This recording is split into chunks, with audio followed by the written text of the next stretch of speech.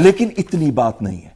हमने वहां रफाल को लैंड कराया, सुखोई 30 को लैंड कराया, हमने अपना तेजस वहां पे लैंड कराया, और साथ में हम 114 रफाल खरीद रहे हैं। ये डिफेंस एक्विजिशन काउंसिल ने अभी कुछ दिन पहले ही मंजूरी दी है। ये इंपॉर्टेंट नहीं है कि हम 6 स्क्वाड्रन रफाल के खरीद रहे हैं, पर यह इंपॉर्टेंट है कि हम एक पूरा इंडस्ट्रियल इकोसिस्टम बना रहे हैं, इंफ्रास्ट्रक्चर इकोसिस्टम के साथ, कि कल कभी भी अगर युद्ध हो तो भारत ना केवल तैयार है, पर भारत उसका जवाब देगा, अच्छी तरह देगा और अंदर घुस कर देगा।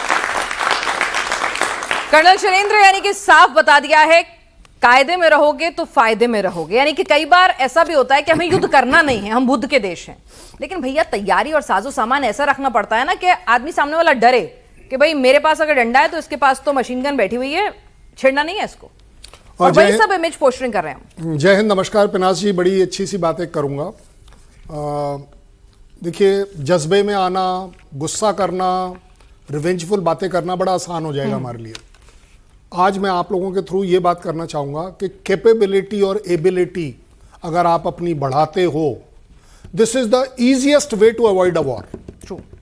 दुश्मन को देखकर पता चलना चाहिए कि क्या हो रहा है क्या नहीं हो रहा। अदरवाइज आप बताइए, हाईवे पर मैं अपना जहाज लैंड कर रहा हूं, आपके वहां पर कंपन आ रही है, हवाई जहाज मैं यहां बनाने की कोशिश करूंगा राफेल, टेंशन आपको वहां आ रही है। अब जहां तक बात है हथियारों के इस्तेमाल की, ये हम काफी दिनों से डिस्कस कर रहे हैं जी। किसी ने मुझे बोला कि स्कैल्प मिसाइल क्या होती है, मैंने कहा मुझसे क्यों पूछ रहे हो, पाकिस्तान से पूछो। भाई सीधी बात है।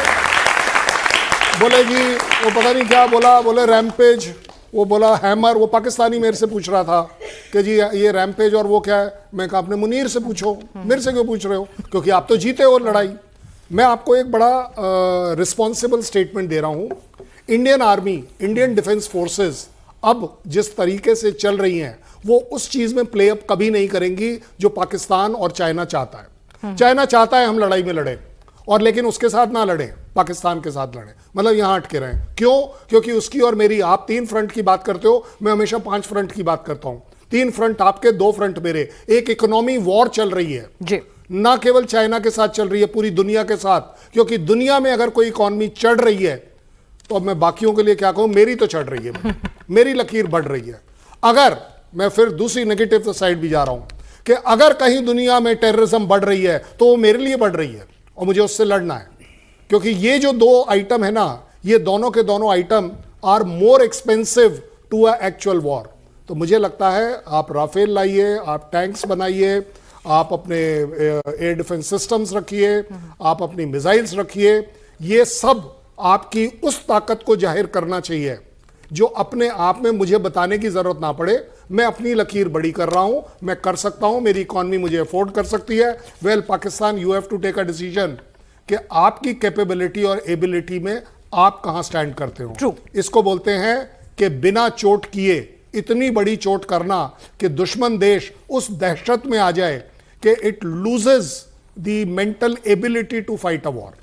यानी इतना डरा के रखो कि डर अच्छा है जिसे कहते हैं, तो वो डर बना के रखना बहुत जरूरी है, और उस डर के लिए हथियार बहुत जरूरी है, एडवांस टेक्नोलॉजी बहुत जरूरी है। भाटिया सर, एक चीज जो हमारा एक जिसे कहते हैं ना, एक शिफ्ट ऑफ डॉक्ट्राइन जिसे कहते हैं, कि अभी तक हम पाकिस्तान के लिए तैयारी करते आते थे और हर बार हर सैन्य अधिकारी कहता था कि भाई पाकिस्तान तो बच्चा है, कुछ नहीं है, इसको तो 48 घंटे में खत्म कर देंगे।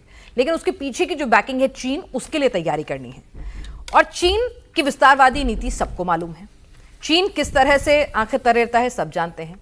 तो जो अब हमने एक टेक्टिकल शिफ्ट किया है, आज जो लैंडिंग हुई है, वहां टचडाउन हुआ है, वो एक तरह से क्लियर कट मैसेज है कि जरूरत पड़ी तो तैयारी आपके लिए भी पूरी है साहब। Thank you. पहली बात तो आज का दिन बहुत ही गंभीर दिन है। 14 फरवरी 2019 पुलवामा के शहीदों को नमन करते हैं।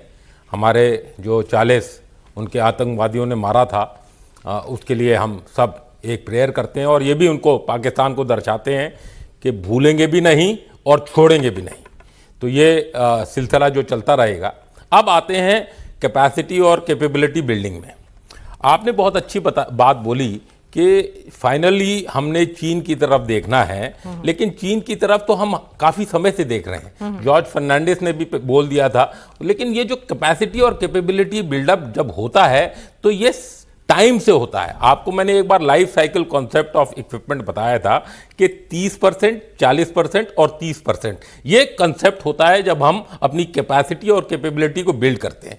30% वो होता है जो हम कटिंग एज टेक्नोलॉजी को अडॉप्ट करना चाहते हैं, चाहे 5th जनरेशन वॉरफेयर एयरक्राफ्ट हो रफेल या 5.5 जनरेशन का रफेल हो या कोई भी तैयारा हो।